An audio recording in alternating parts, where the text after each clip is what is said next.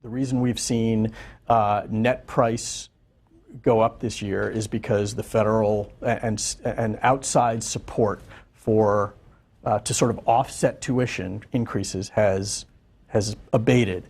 My name's Jasmine Smith Torres, and I applied to 5 UCs: UC Davis, UC Santa Barbara, UC Santa Cruz, UC Berkeley, and UC Irvine. My name is Eric Haitonen, and I applied to UC San Diego, UC Davis, UCLA, and UC Irvine. My name's Kevin Nelson.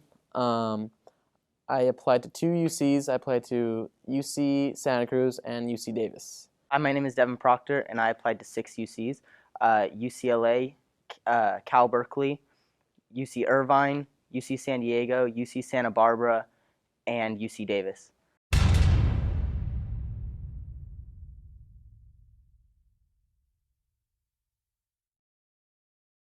Well, hi, my name is Awais Spall. I'm a senior at UC Berkeley right now. I'm studying interdisciplinary studies with a concentration in economics, geography, and political economy.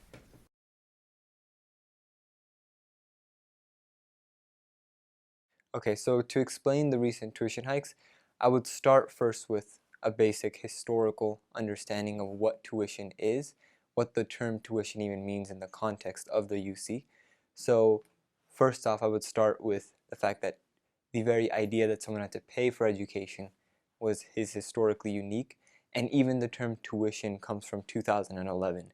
Before that, it was a fee system, and it's a lot easier to increase tuition than it is a fee, from my understanding. So if I was to explain the recent tuition hikes, I would explain it as just it's 27%, if I'm not mistaken, over the course of 5 years. And while the argument is that that's necessary for the system to keep running, university to keep running, if you really start looking at the sort of political economy of the tuition system, you see that it's much more complicated than that. My name is Khalid. I teach here at UC Berkeley. I teach a mix of classes, mostly focused on poverty and inequality. I teach a little bit of political economy.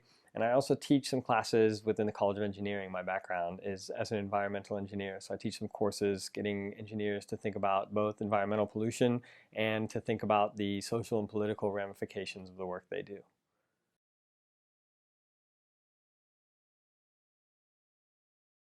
I think that if a student was to receive acceptance into UC Berkeley or into the UC system in general, and they were not able to attend because of finances, I think that that's a disaster. I think that goes to show that the UC system is not meeting the public mission that it was meant to meet, and I think that I think it's a bit of a tragedy because the ways in which people get cut out, it's not based on their inability to succeed in college, it's based on finances, and that we're promoting this inequality in this system where those who have wealth are able to increase their wealth and those who don't are stuck out of the system.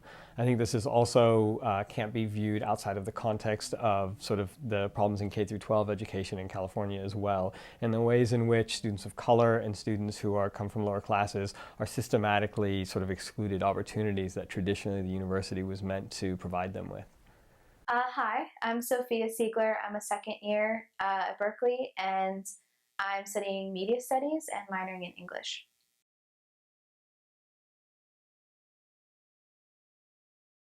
I think that's definitely a possibility.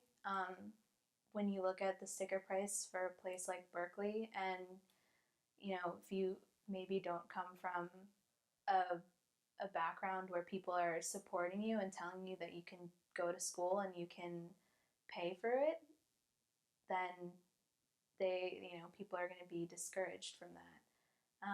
And especially students of color are already underrepresented on the campus.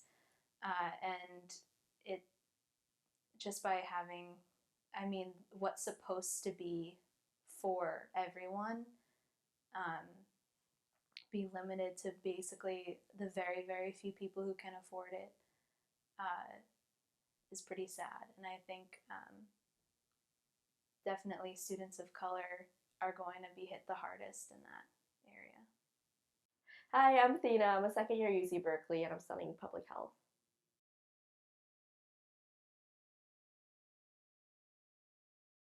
if this proposal came out when I was a senior, I would have still applied, but I definitely would have thought a lot about, where should I go? Should I go to a private? Like, I probably would have applied to more privates because I only applied to CSUs and UCs, and that's because it was free to me. Like, I had 4 free applications to the UCs and 4 free to CSUs.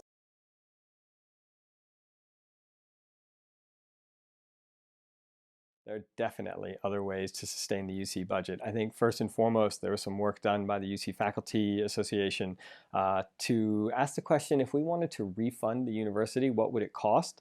And based on their calculations, the median taxpayer in California would pay $49 to refund UC back to 2000, 2001 tuition levels, when tuition was around $3,500 a year.